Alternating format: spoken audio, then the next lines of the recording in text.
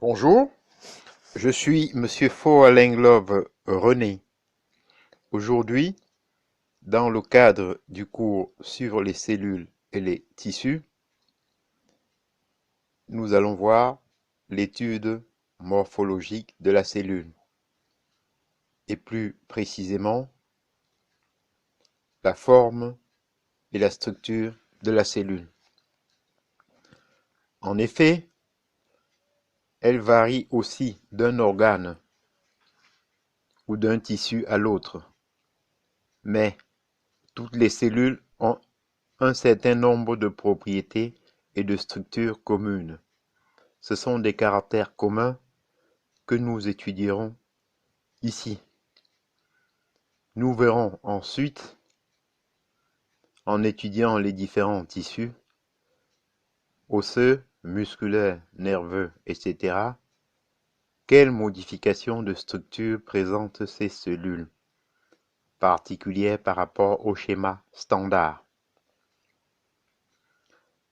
Toutes les cellules comprennent un corps cellulaire, le cytoplasme, au sein duquel se trouve une partie plus colorée, le noyau. Maintenant, nous allons voir le cytoplasme. Le cytoplasme est constitué d'une substance visqueuse, hyaline, de hyaloplasme, renfermant des granulations ou inclusions cytoplasmiques.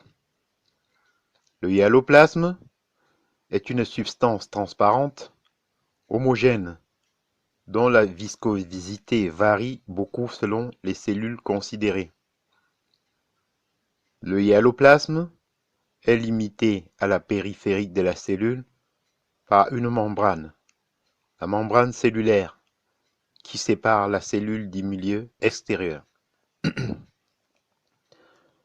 La membrane cellulaire apparaît comme constituée de trois bandes juxtaposées.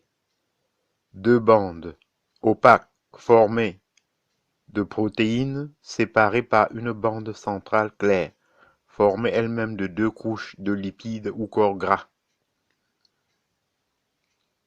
Sa surface présente des pores en liaison avec les systèmes internes de communication de la cellule et qui mettent cette dernière en communication avec l'extérieur.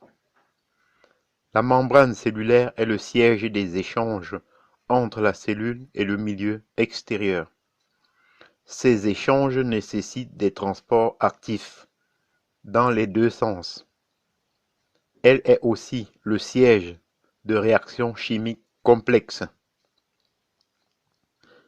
Synthèse des protéines ou de lipides, par exemple, et le siège des récepteurs spécifiques, zone sensible, sur lequel viennent se fixer et agir les substances hormonales ou chimiques extérieures de la cellule. Les inclusions cytoplasmiques, elles sont nombreuses. Nous commençons par le chondriome ou appareil mitochondrial. Est constitué par un ensemble de granulations, tantôt isolées, c'est-à-dire les mitochondries, tantôt groupées ou filaments en bâtonnets, c'est-à-dire les chondriocontes. Les mitochondries sont limitées par deux membranes, la membrane limitante externe et la membrane interne. L'intérieur d'une mitochondrie se trouve ainsi divisé en deux chambres, une externe comprise entre les deux membranes et l'autre centrale limitée par la membrane interne. La membrane interne envoie à l'intérieur des replis appelés crêtes mitochondriales. L'espace interne de la mitochondrie est occupé par un milieu liquide. Les mitochondries sont les centrales qui fournissent à la cellule l'énergie dont elle a besoin. Cette énergie est libérée au cours de la réaction chimique. Au cours des réactions chimiques qui se produisent essentiellement au niveau des crêtes mitochondriales. et qui aboutissent à la dégradation du glucose, c'est-à-dire le sucre. L'appareil de Golgi est constitué par un réseau irrégulier de cavités, les citernes et les vésicules de Golgi, entourant le noyau. Il intervient dans l'activité sécrétoire de la cellule.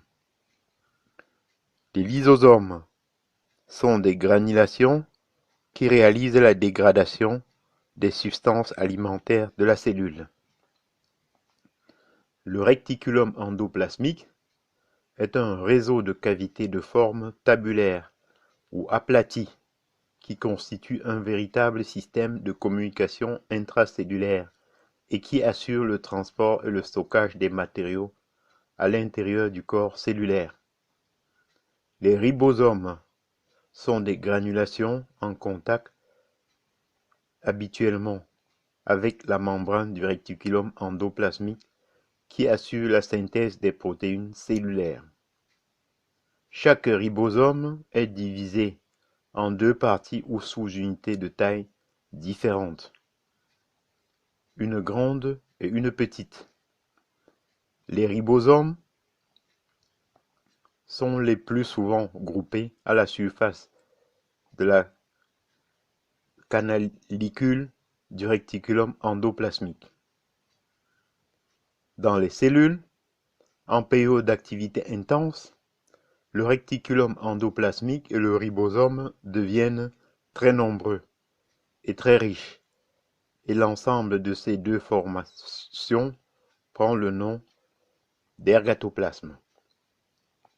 Le centre cellulaire ou centrosome est formé de 4 organes appelés centrioles, qui sont groupés en 2 paires de 2. Chaque centriole est formé de 27 tubes réunis en 9 groupes de 3, l'ensemble ayant une forme cylindrique et se disposant perpendiculairement à son compagnon. Le centrosome est le centre qui dirige la division cellulaire. Les vacuoles sont de petites cavités contenant les substances de réserve ou de déchets. Le cytosquelette. Toutes les cellules possèdent une armature. Le cytosquelette qui donne à la cellule sa forme, sa plasticité, sa mobilité. Le cytosquelette intervient dans le maintien de la forme de la cellule. Les changements de forme qui peuvent survenir au cours des mouvements et le retour à la forme initiale. Le cytosquelette est constitué par 3 sortes de filaments.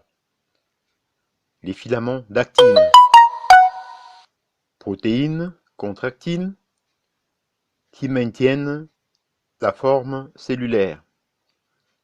Les microtubules, constitués d'une protéine spéciale, la tubuline, et qui rayonnent à travers le cytoplasme, à partir de la région du centrosome. Les filaments intermédiaires, constitués de plusieurs protéines différentes qui forment des faisceaux onduleux sillonnant le cytoplasme. Ainsi, j'en ai donc terminé avec la forme de la cellule et notamment le cytoplasme. Prochainement, nous verrons le noyau. Je vous en remercie.